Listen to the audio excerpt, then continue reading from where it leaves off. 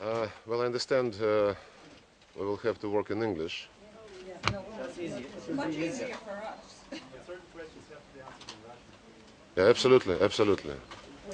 So the language of the answer would be the language of the question. Well, I don't want to make any introductory remarks. You've listened to repeated interviews of the Russian delegations.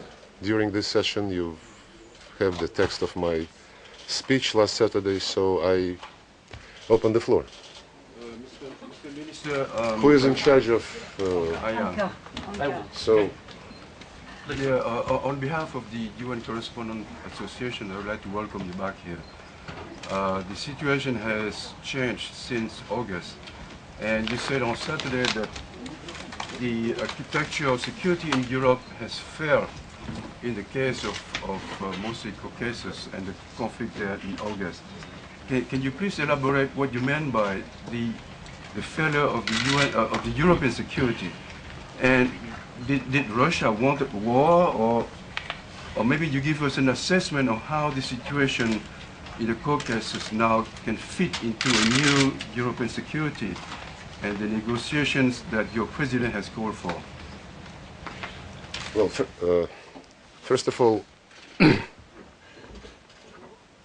before any situation can fit into any new security architecture, this security architecture must be revamped. The current architecture, most of which was inherited from the period of Cold War, proved to be insufficient and flawed in quite a number of respects. First, the principles on which this current architecture is based, if you take all European organizations, are the right ones. Those principles speak of sovereignty, territorial integrity, non-interference in internal affairs of states. Most importantly, it speaks about indivisibility of security and speaks of the need to avoid any means to strengthen your own security at the expense of security of others. This principle, the last one on the indivisibility of security, have been under permanent strain in the last years. The withdrawal of the United States from the ABM Treaty was followed by negotiations to deploy third positioning area of strategic missile defense system of the United States and Europe. NATO expansion, in spite of all the commitments to the contrary, has taken place.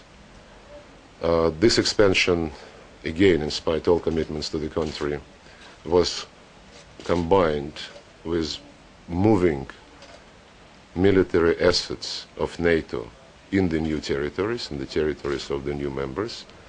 Military bases have appeared in Bulgaria and Romania.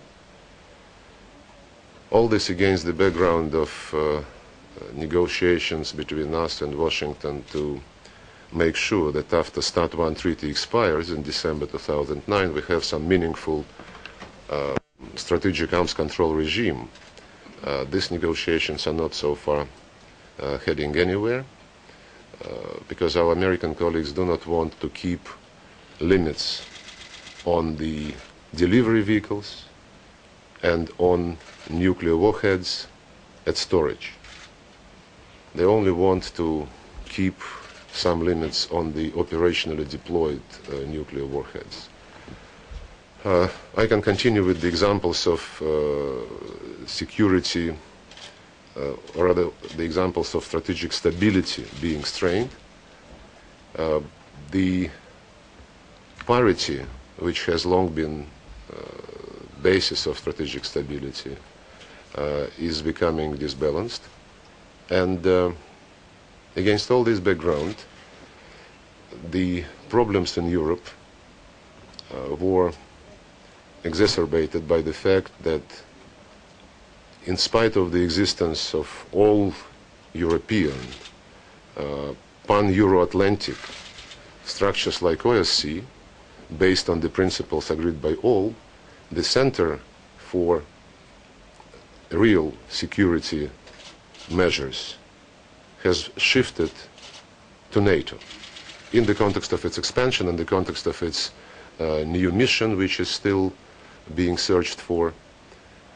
And this NATO centrism contradicts the commitments of all countries in the OSCE space to do what I referred to, namely not to do what I referred to, not to ensure security of anyone at the expense of security of others. The new dividing line is being created in the area of security with NATO expansion, and all this cannot really but cause concern.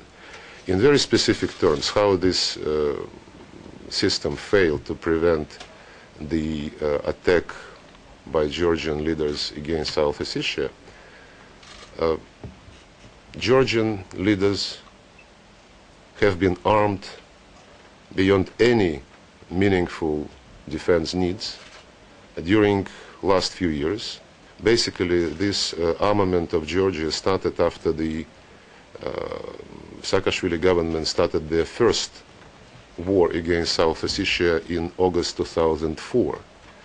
At that time, this war was stopped very quickly by the peacekeepers and by the South Ossetian security forces, probably because Georgian army was not armed enough. They have compensated since. A huge amount of heavy weaponry was sent to Georgia, including by covert means. And apparently by July 2008, Mr. Saakashvili decided that he was armed enough to start this war again, trying to achieve a blitzkrieg.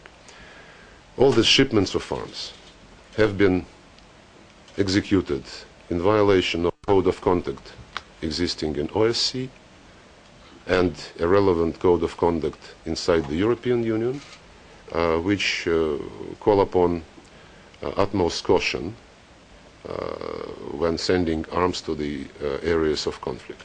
All these codes were ignored, not by EU, not by OSCE, but by individual member states of these organizations who had to be guided by those principles. So as a result, we have a situation whereby the security structures, most of which, as I said, have been inherited from the period of Cold War, are fragmented and are not very efficient in promoting real stability based on account of interest of all countries in this space. And the Russian NATO Council, when it was created in 2003, was an attempt to overcome this problem, to overcome the logic of NATO centrism, because Russian NATO Council was established on the basis of one country, one vote, not on the basis of 26 plus 1, one country, one vote, and each of the members